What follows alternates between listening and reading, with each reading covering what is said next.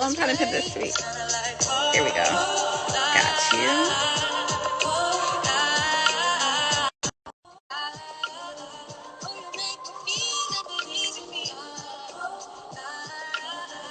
Are you trying to? Boom! Hey, The man of the hour. how's it going? It's good. How are you? I'm good. I'm excited. How your day going? How you feeling? You know, I enjoyed good libation earlier because what is time in quarantine? So I'm feeling good. How are you? I'm hanging in there, trying to be productive during this lockdown. I'm doing good though. I'm excited. Are I'm you in excited. I'm so excited. Hmm? Are you in DC or Philly? No, I'm in DC. Yeah, I'm in DC right now. How's DC during quarantine? It's locked down like everywhere else. I haven't really been out the house except for to go get food because I'm fat. But everything's shut down, locked down. But yeah. So, okay, well, I'll give it one more minute and then we can kick it off. Are you drinking anything besides water? What are we on? Oh no, this is water right now. This is water. I was thinking about pouring a glass of wine before I got on, but I didn't want to be on a little tipsy, so I was like, it's all good. So I guess we'll skip the cheers part. It's fine.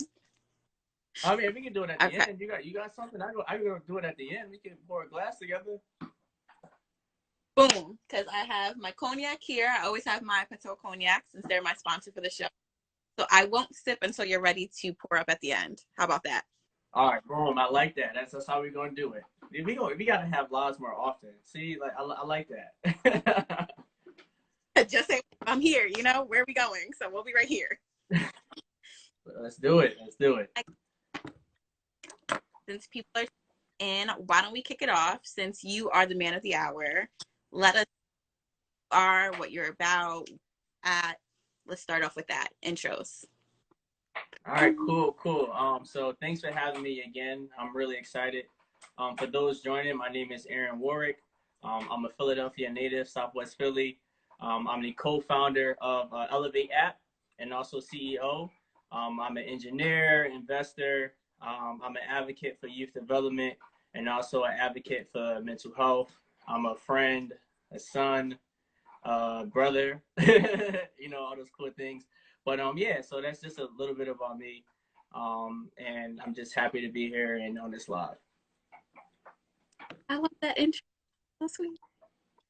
So let's jump in. Why don't we start with the Elevate app? Because that's what we want to learn about.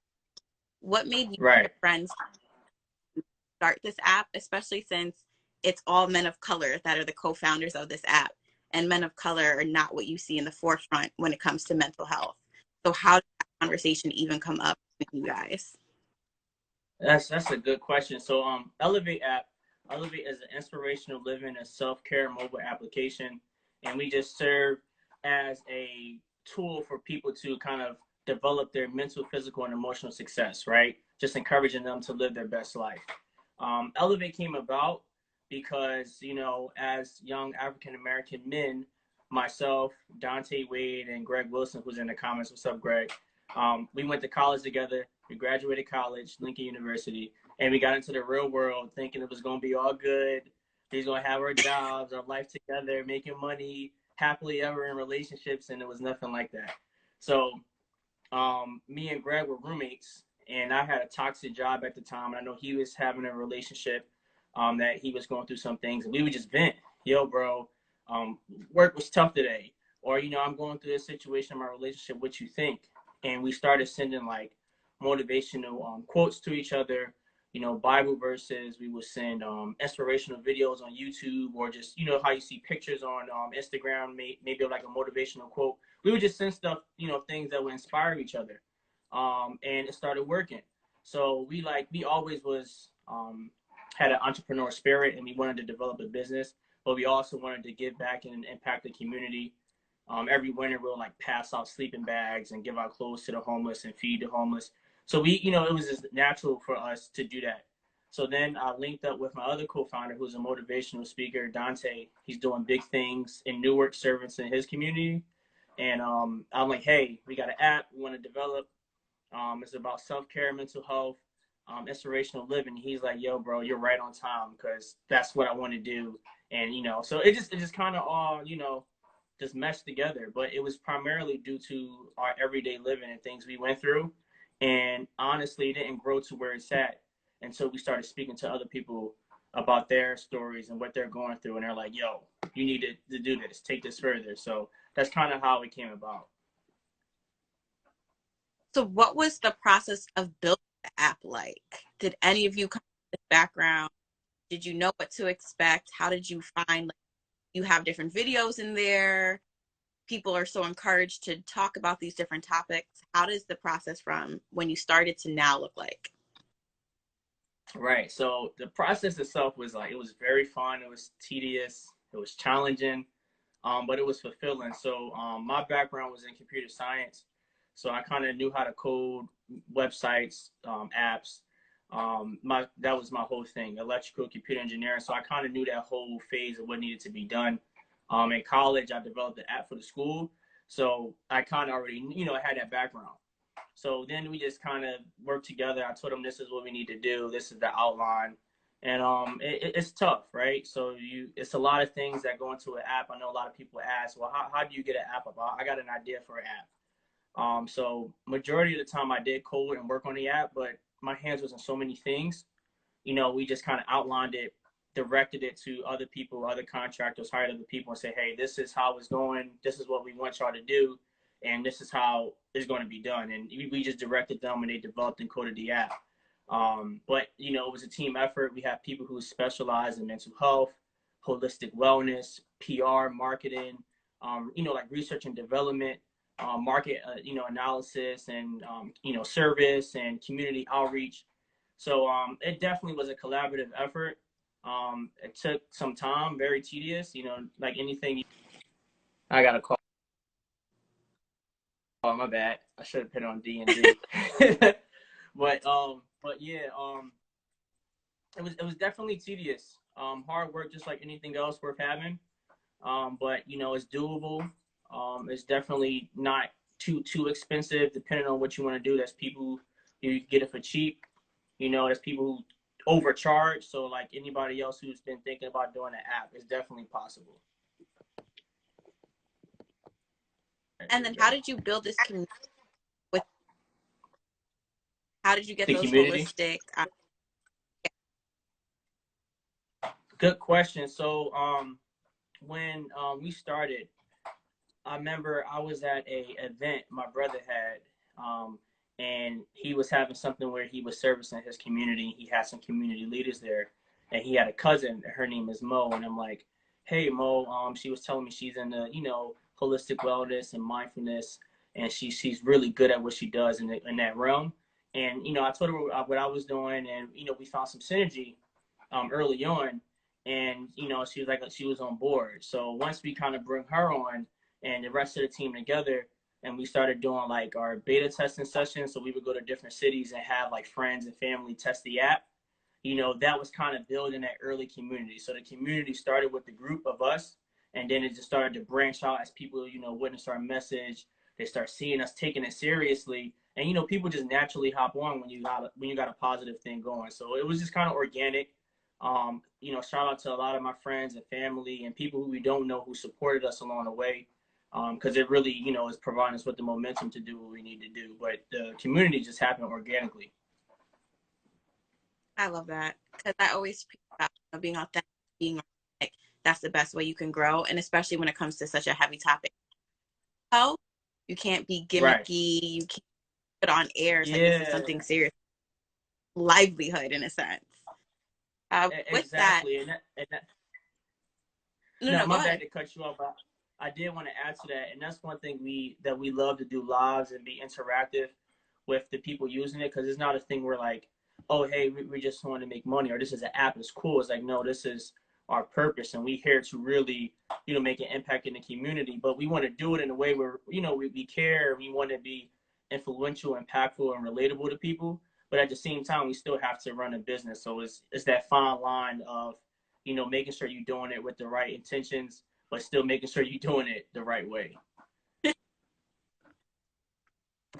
And to piggyback off of that, what I want, and you doing it with the right intentions, you sort of have to lead with that genuineness, which also may lead to you being vulnerable, or you and your team and your co-founders being vulnerable. How has your self-care journey been this process? Yeah, that's a good question. So I always tell my team and others there's strength and vulnerability. So, I'm one of those guys where I will hold everything in. I carry the weight of the world on my shoulders, and I didn't really vent. So we started to build a community amongst ourselves where we would express to each other how we feel, share each other's wellness tips, and provide resources to each other, and be open, to receive that that recommendation or that advice. So my self-care resources, honestly, I wake up at like 5, 6 a.m. every day. I may go to the gym. I'll go to the gym, or well, I haven't been going lately. I ain't gonna lie, but I will go to the gym, and then I'll probably shower. I'll play some like neo soul music. I'll listen to a lot of like motivational, inspirational rap, life music. Probably throw some gospel in there and just get my mind flowing. I may listen to a lot of like inspirational like passages from Kobe Bryant or other like inspirational people, and just let it play in the morning on YouTube or something. Or I might just throw on like a guided meditation from Elevate and just play music. I won't even be washing up in the shower. I'll really be in the shower for like 10 minutes, just relaxing. It's hot. Let's get my mind right. And that's exactly. And that's like my whole self-care. Get ready in the morning.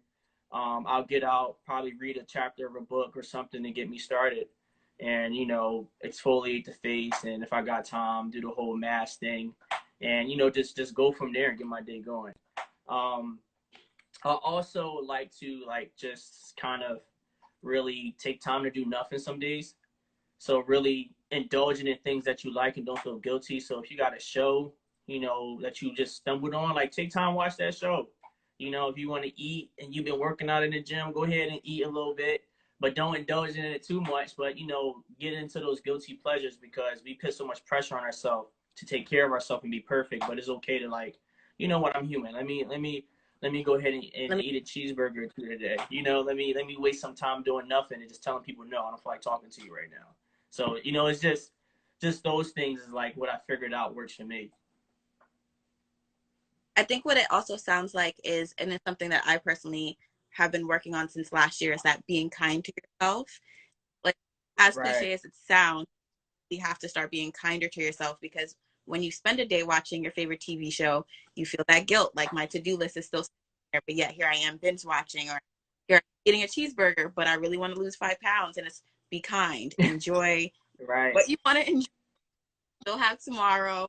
This is the moment for you to continue off of your self-care journey. I feel like you got in sort of a great timing in a sense, especially when it comes to and healing. And now we're in COVID-19 and stuck in the house, and everyone's trying not to go stir crazy, and everyone's trying to at least like get their mental state correct, or start reflecting on their mental state. How have you guys yourself or seen of Elevate during COVID? Say that last part. It kind of skipped over it. My bad. I didn't hear you. How have you guys been positioning yourself with Elevate during COVID? Like, have you had to rearrange things? Are you doing a little bit more to make sure people know that you guys are out there, know the support, know the tools that are within your app? Yeah, that's a really good question. So it's just like a lot of businesses, it's been tough, right? Because the business has been running probably for about 2 years now, but we officially launched the app in February, and COVID hit literally right after. So, a lot of people were saying, oh, this is not a good time to invest, or it's not a good time to do stocks or to start a business, or because it's so much. But, like, we're living in it right now. and it's going to be a testament once we get out of this. So with that being said, we did have to adjust. We couldn't really, physically touch people and be there to provide support or physically make content and work with our other, creators and stuff like that. So we said, hey, let's do a strong digital push, right? Let's keep up. Let's keep the presence up. Let's engage other people. And I love that so much because we may not have been able to do that if this happened, for us to reach out and have these conversations and impact our followers. So I think that also positioned us in a way to be a little bit more relatable and, personable with people. So, we just been trying to really, make sure to let people know we're here. We've been really reaching out to and getting recognition on a lot of articles. BET featured us and Afrotech, which we're grateful for. We just did something on Fox Soul. So being able to still provide that support and that message of our movement, even with everything all this crazy stuff going on, I think is very impactful. So, you just got to adjust and just fit in where you can. And you had mentioned earlier that you thought about the youth. Are you also taking this time, since we technically have a little bit more time, to make sure the youth is aware of this tool? You said the youth? Yeah. Yeah, so before COVID hit, what we did was we were doing some app development training classes with the youth. And with that being said, we would work with the youth and we'll go with them and teach them how to develop apps for Android or for Apple. And also it would be focused around mental health. So it wasn't necessarily the Elevate app, but we would just teach them hey, this is how you develop an app. This is, STEM empowerment, what you could do with STEM. This is the effects of mental health in our community. And it was providing some really deep topics. I'm like, wait, we didn't think about that. So we dived into cyberbullying and conflict resolution and how to not be a bystander. You know how kids pull out their phone and record when they see a fight, but learning how to deal with, being a bystander in that type of situation. So, we would do stuff with that with the kids. We're also, working on providing Elevate in these different organizations. So in schools and in universities, and we're actually in that process right now, potentially getting Elevate in the university, but we're pushing it in these different environments, hospitals and stuff like that, and making sure we tailor it to these organizations. So, we are pushing that way. We just got to, get the resources and continue to grow so we can be able to touch different groups of people. What has been shocking information or research that you found so far? You mentioned you guys didn't think about cyberbullying. What else has been shocking with the process and personally within yourself? Oh, so the one thing I found shocking was, and I don't think it's really shocking, but it was shocking because it happened to me. I've dealt with it, but social media really contributes to a lot of psychological and emotional distress, right? And the reason why I'm saying that, so many people are worried about maintaining an image, or worried about managing so many followers. They get feelings of jealousy because they're comparing their lives to other people. Happen to portray this perfect life and having it all together, doing all that can definitely cause some type of, emotions to disrupt what's inside of you. And I know me personally, I'm a hard worker, go getter, but I would see certain people doing things at one point, and I'm like, damn, I'm happy for him and I'm excited, but then I'm like, damn, I gotta work harder. Or what am I not doing? He just got this deal. What am I not doing to get my deal or to get my breakthrough? And that's unhealthy. So that's something that I honestly did do, and I went in and deleted the app, Instagram and Twitter. Took a step back for a couple months just to kind of see, was that bothering me. And life was so much easier. I was able to focus and push the app, work on the app, and then I got on Instagram again, and I'm like, I start feeling those same things. So social media definitely contributes to a lot of psychological and mental distress, emotional distress as well. So you want to make sure you manage the content you see and the things that are on your timeline, because it can be really influential to how you think and how you feel. So we don't notice that because it's so subconscious and it happens, without us even paying attention. But I think that's something we need to be a little bit more alert and, intentional about who we follow, what we follow, and what's presented to us on social media. So I think that was exactly. So I think that was one of the things that, shocked me personally, because I've been through it, so hopefully people listen to this can kind of like take something from that. To continue to piggyback that, and I'm backing off of everything that you say because you're dropping gems right now, so appreciate you. But being that you're pushing a digital app and you have to have a social media presence, what advice, like myself, like you, others that are watching this, that are putting a brand out there, so you need that presence, but they want to be able to learn how to balance that depugging of social media. Like, I have to use this, but it's a lot. Honestly, I can't give you like I'm still trying to figure that out, because it's not even just that. Like, so I try to be intentional with my social media. Like, I try to post things that reflect what I do, what I love. And no offense, I love y'all, but if I gotta unfollow people if they not posting things that's good for me, that's not going to encourage me, make me want to do what I want to do. It's not aligning with my purpose. I gotta unfollow y'all. I'm sorry, no disrespect, I love y'all. And people unfollow me. People unfollow me because what I post doesn't align maybe what they like to see, and that's fine. So you just gotta identify what are your intentions with social media, because it's going to transcend, and we don't understand how the impact of social media has, but in regards to business, your work life, like, people can see everything that's on social media. So you should already be presenting yourself with that type of, information, and you should be focusing and looking at that same similar stuff. Like, if you're in a beauty school and that's what you do and that what inspires you, why are you not following a bunch of pages on beauty school? You following this and that and shade room and this and that and this and that, and now you're distracted and you laughing on social media. But like, if you seeing the right stuff that's encouraging you and making you want to be great, I think that helps with your progress and your productivity. So in regards to a brand in general, you just got to follow what aligns with your brand, because that's also a way to partner. That's also a way to identify people in the same industry, build business relationships, make money, you know? So why are you wasting time on relationships that doesn't profit you mentally, financially, physically, emotionally? Everything got to align. So, I don't know. I feel like I kind of went to church there because I'll be dealing with that.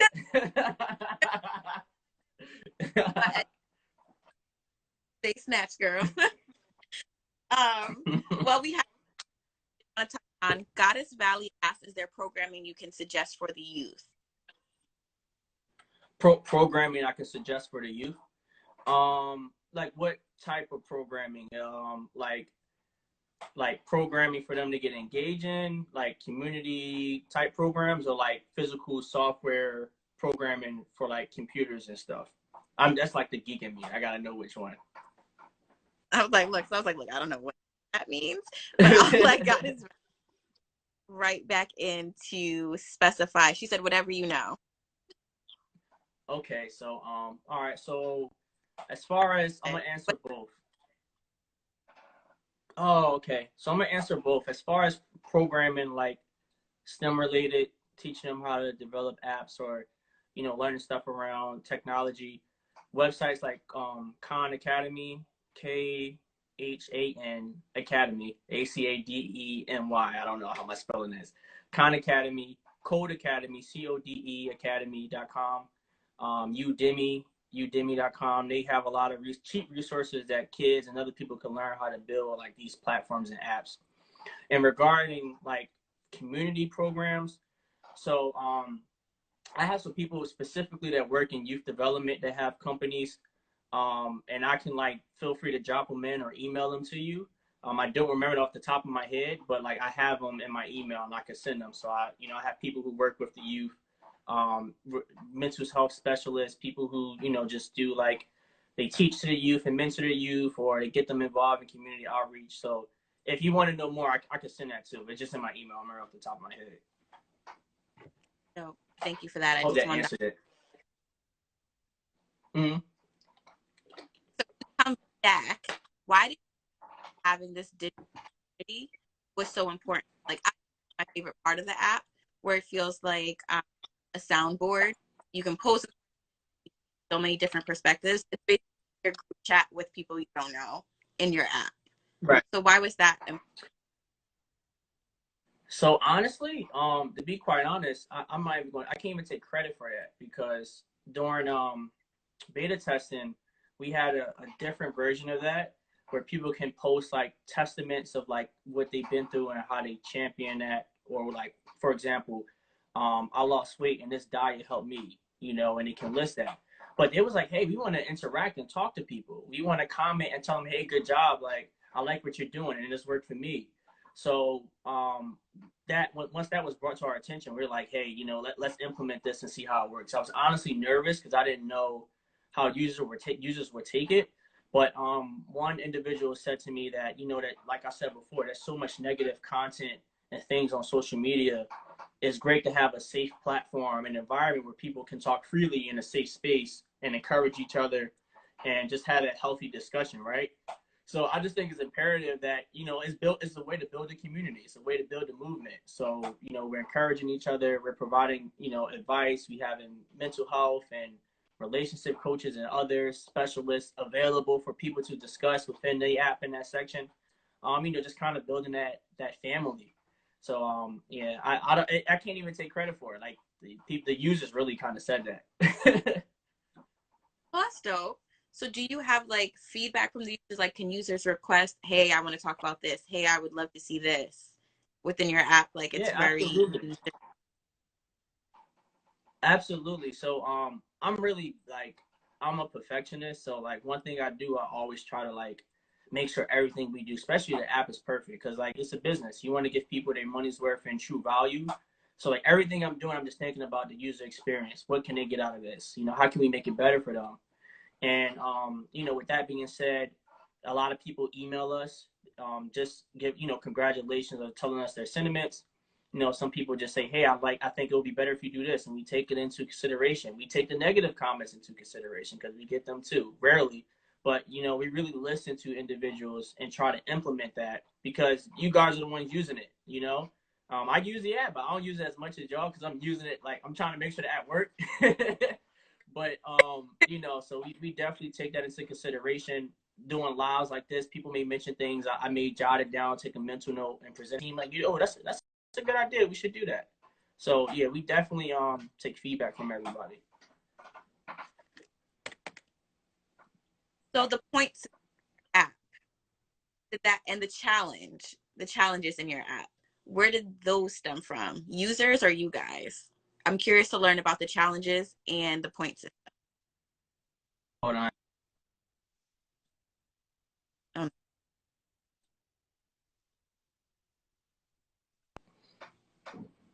Oh, we back. Hold on, y'all. We back. Can y'all see her? I Good. think we back. We good now. We good. All right, repeat that question. I'm sorry, I didn't catch it. For the point system and the challenges in the app, where did those Mm-hmm. come from? Or was it you guys? And what's the importance of having in the app?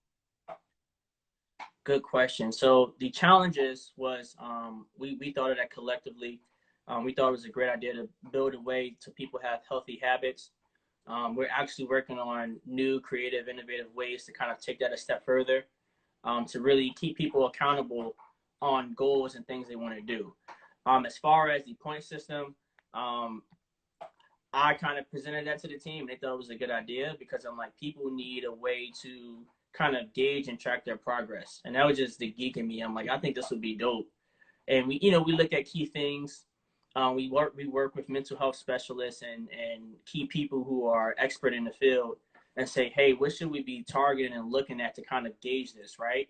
And it's just a way to kind of track your progress, just to keep you accountable to make sure that okay, I'm really trying to better myself, you know. So that's the mindset it was. Is how can we make sure people are keeping track and you know monitoring their progress to you know make sure they consistently use the app over time.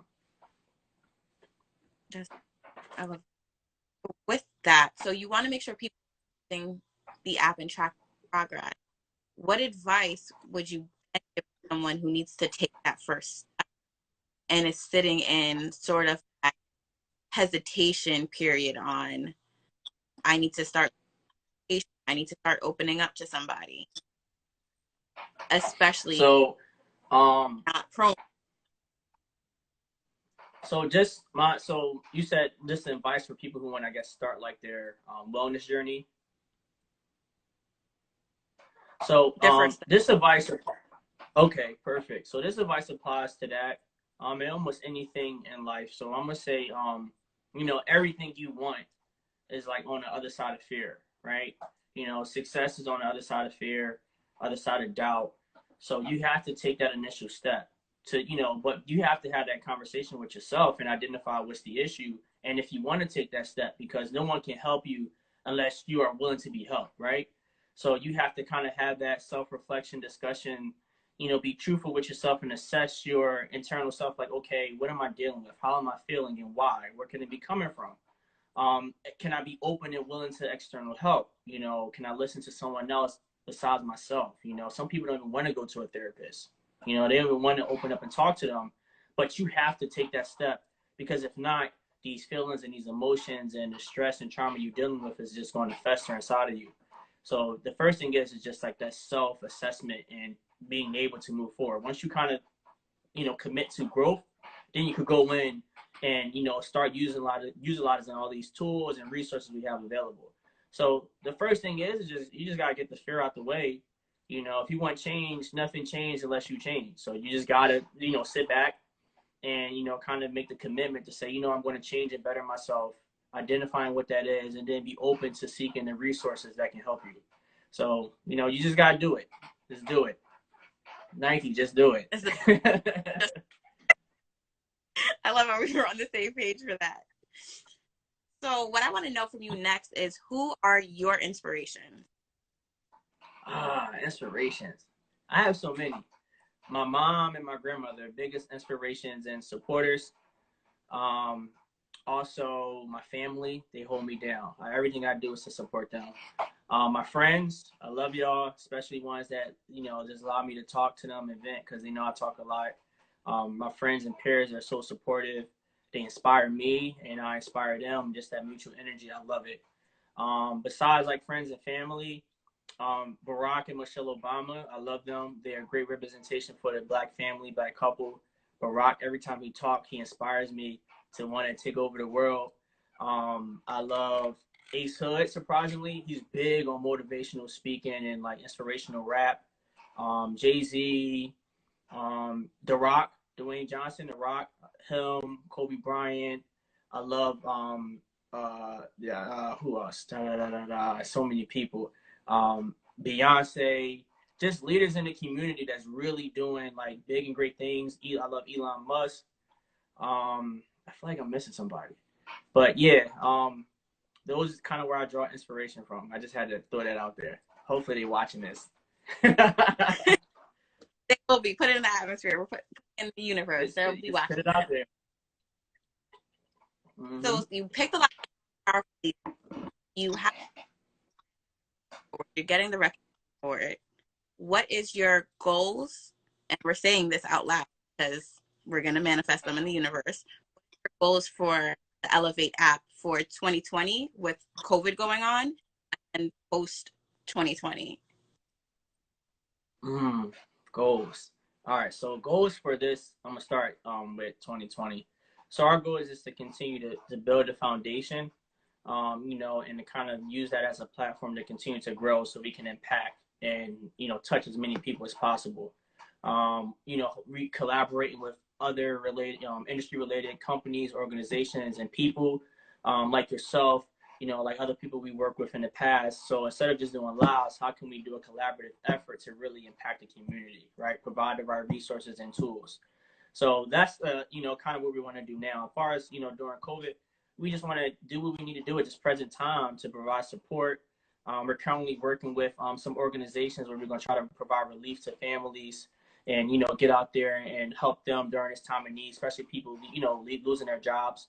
So just to be able to support, provide the message, and provide the resources we have, that's kind of what we do what we can now to make it better. So that's kind of our goal.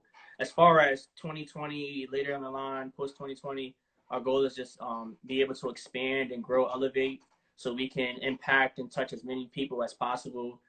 Get the right resources, get the right capital and assets, so now we can get more mental health specialists or relationship coaches and self-love experts, holistic wellness experts, be able to grow and get elevated in different communities and get the right research so we can provide the right relatable content and, tools to people to, through the app. So, our goal is to really just to kind of grow, expand, and it's not kind of, we're going to do it. So I'm just putting that out there since we're speaking it. But that's the goal. That's the goal. Impact as many people as possible. And when you're looking to grow and get more contributors to the app, are you specifically looking for contributors of color, or is it just open?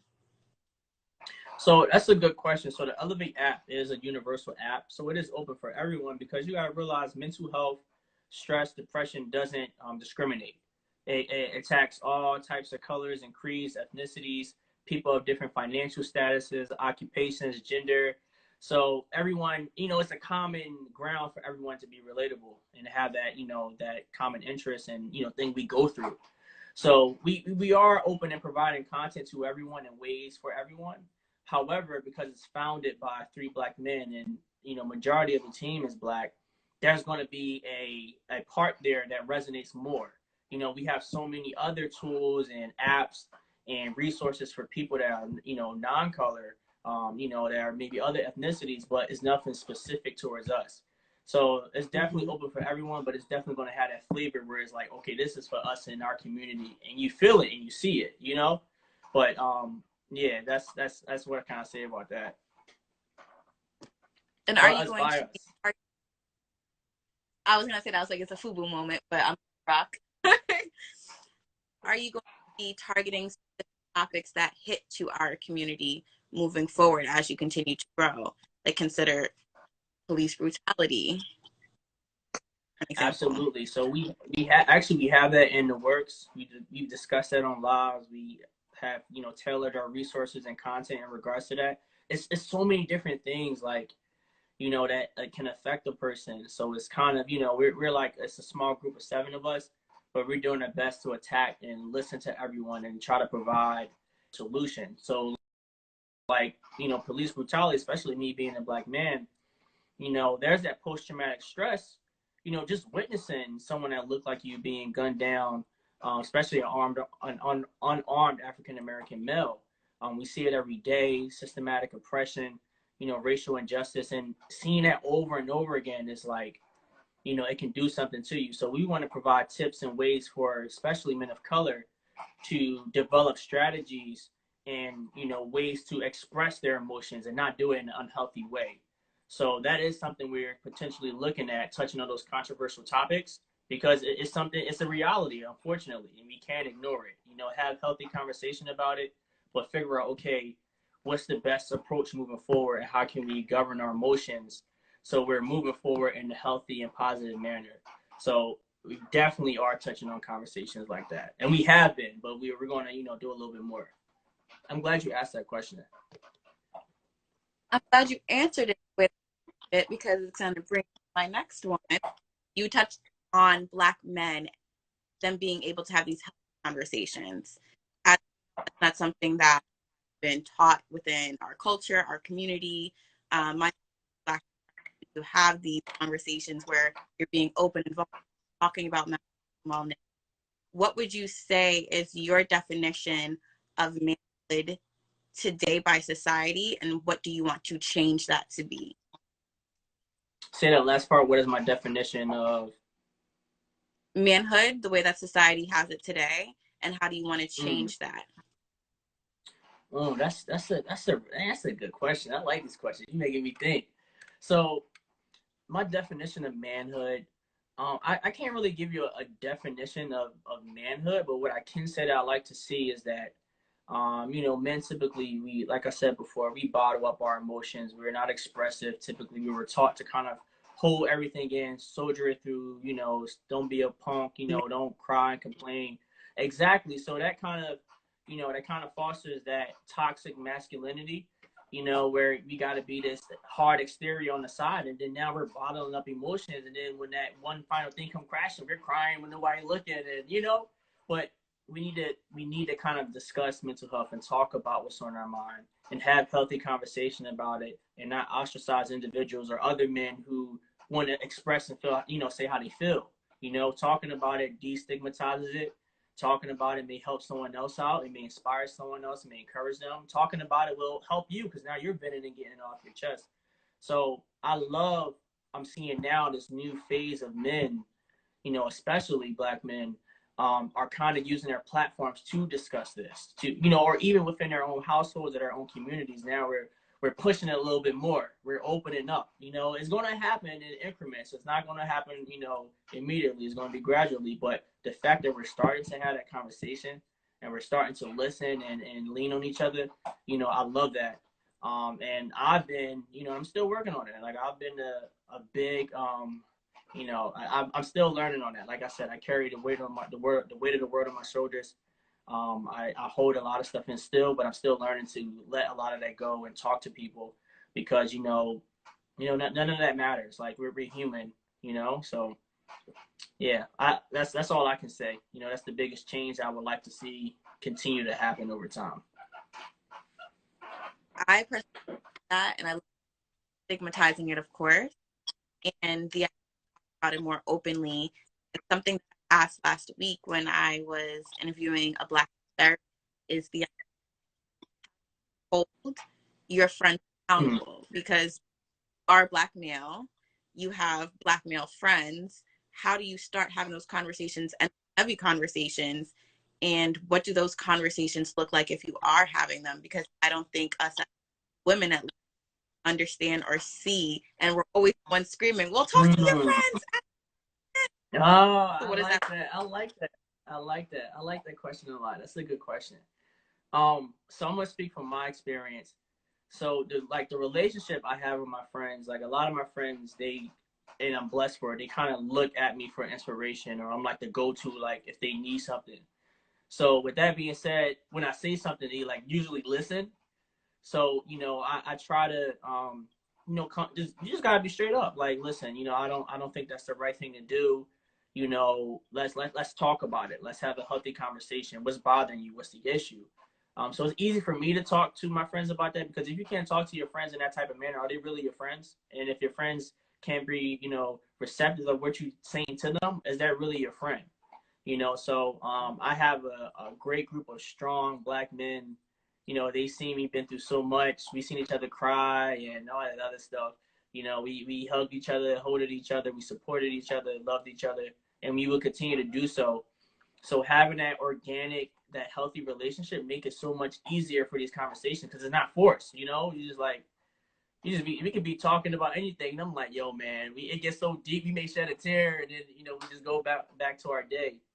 But I think the best way is just to be honest and to be blunt about it. Honest, to them and honest about yourself because it's a two-way street. You can't just be telling someone what's wrong with them and where they need to change and helping them express, but you got to be also receptive to what they're saying to you and leading by example, being expressive yourself.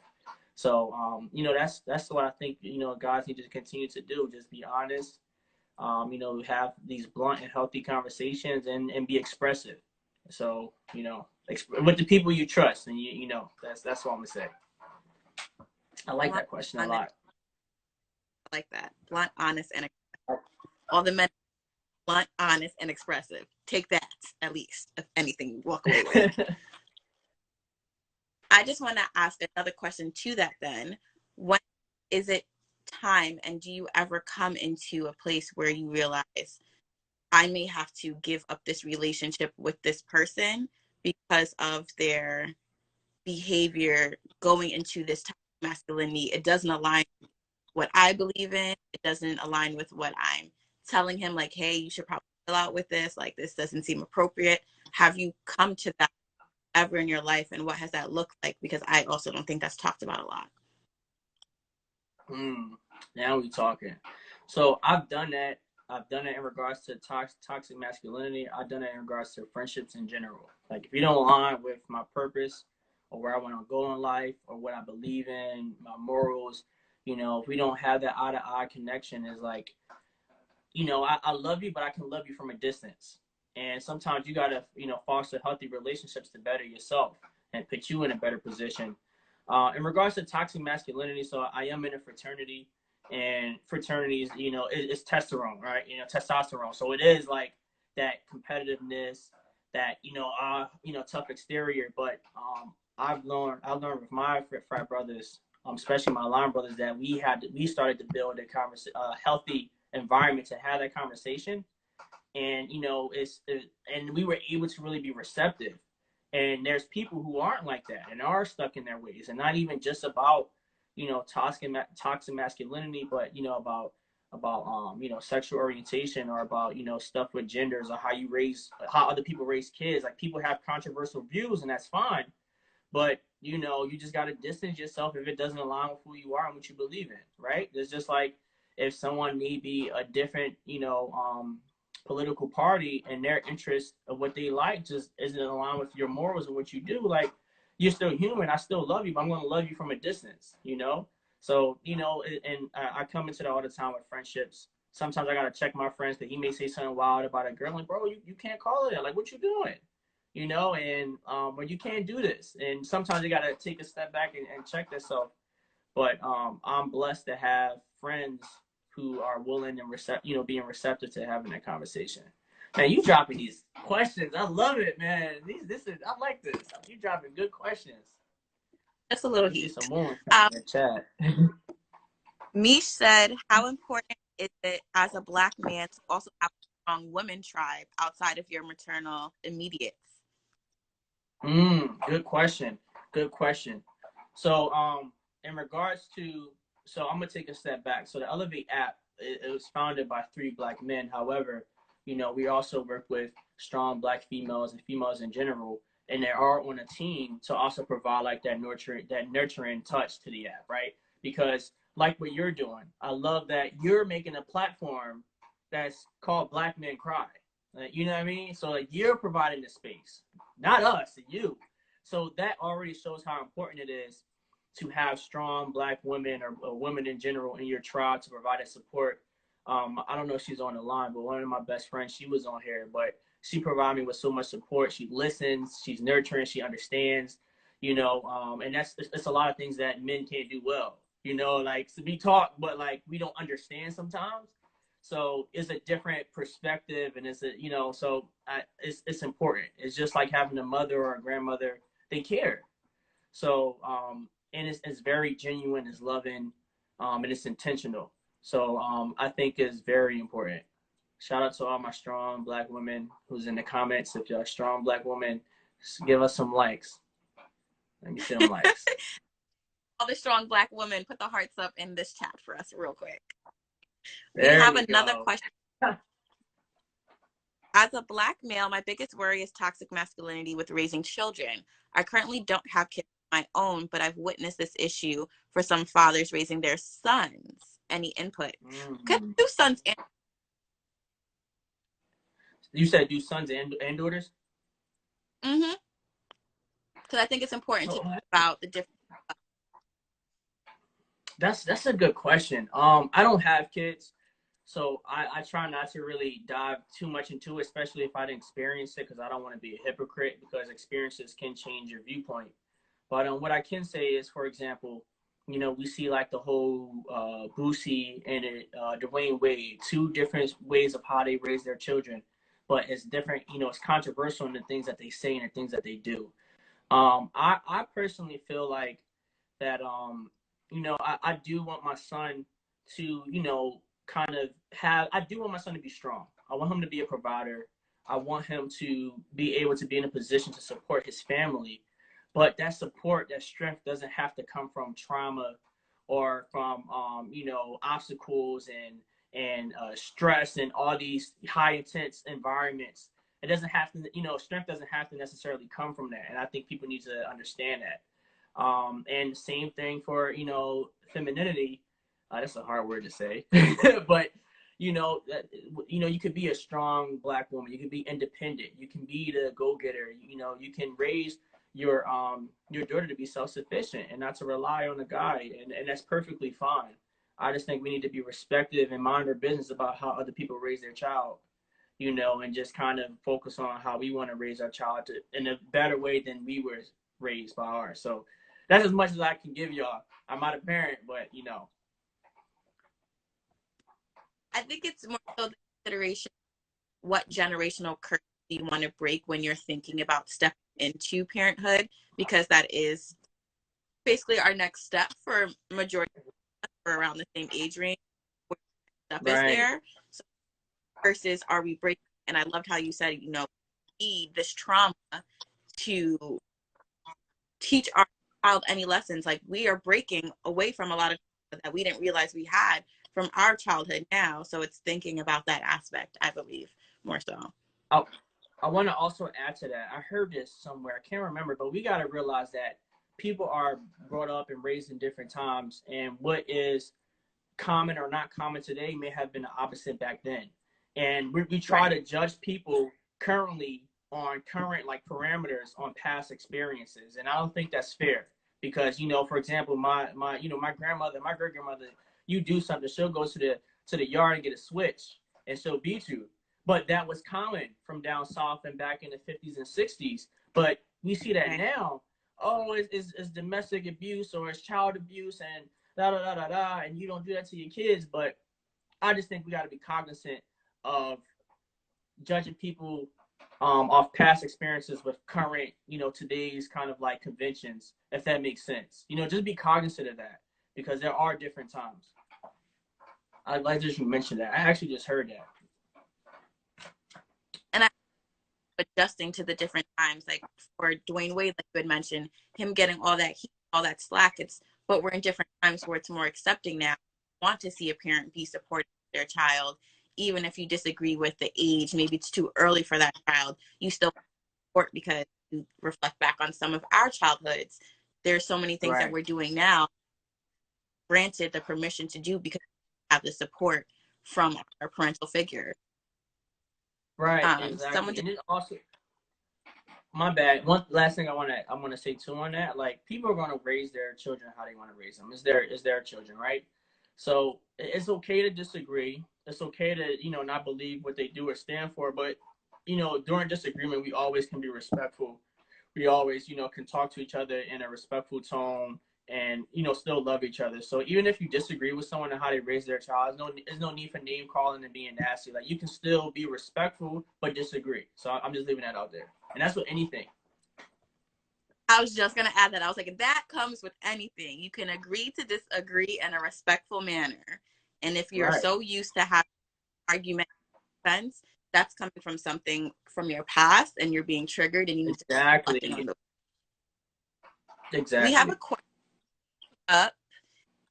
Can you guys tell me a great way to be a supporter for people who are not, For people who are not, repeat that. My bad. for people who are in denial? So like in denial about, I guess, their like mental wellness. I'm assuming. I would Um, assume.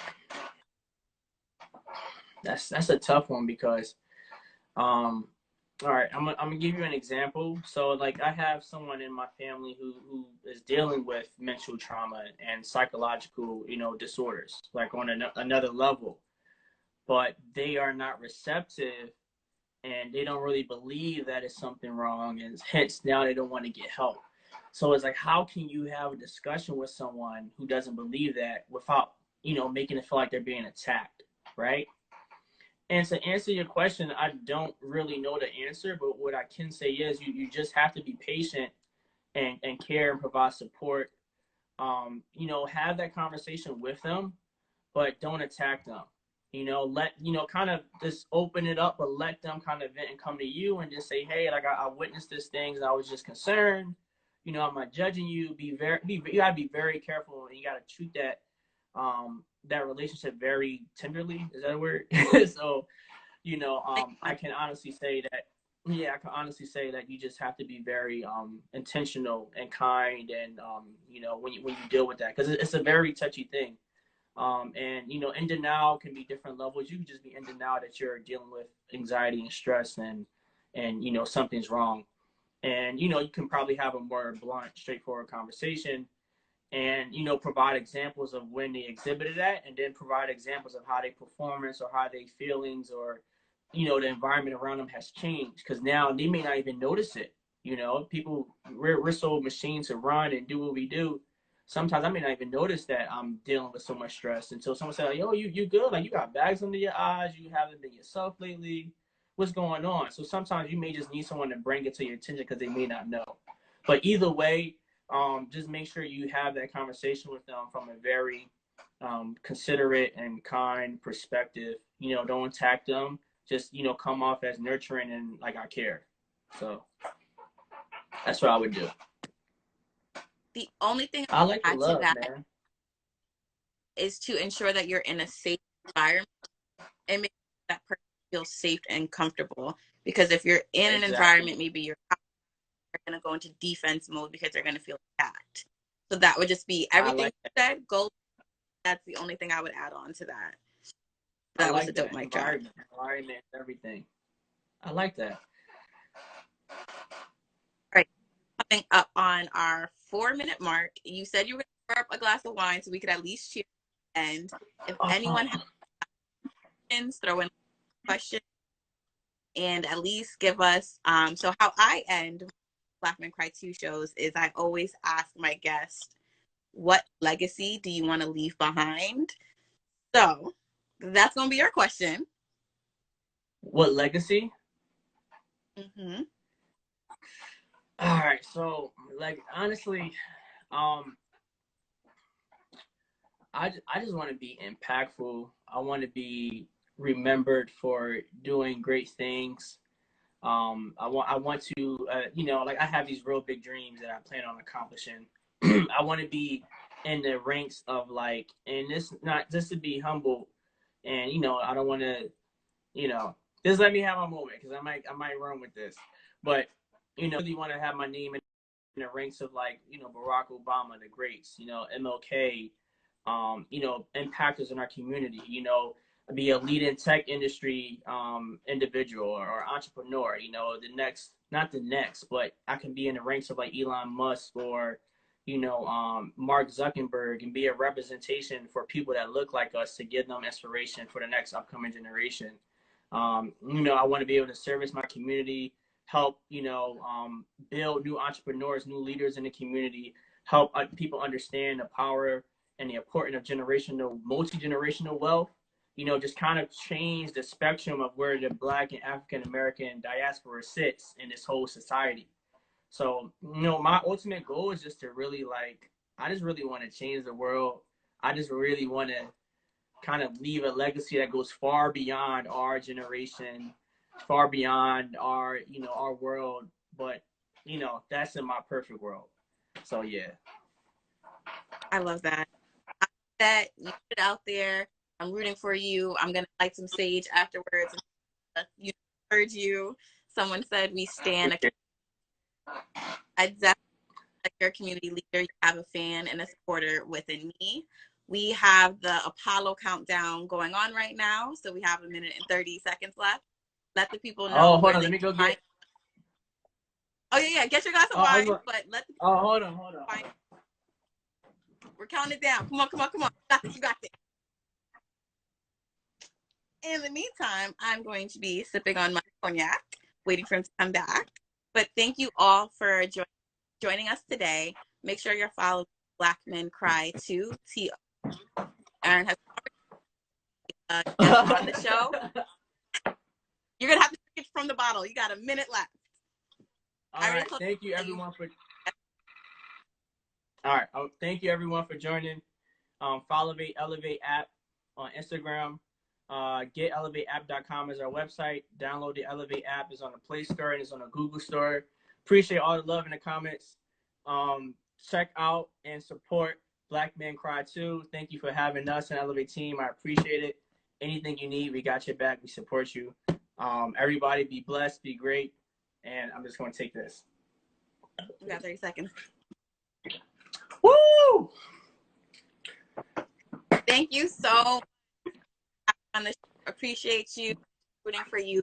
Gonna go my sage for you so the universe can hear you. Thank you. God bless.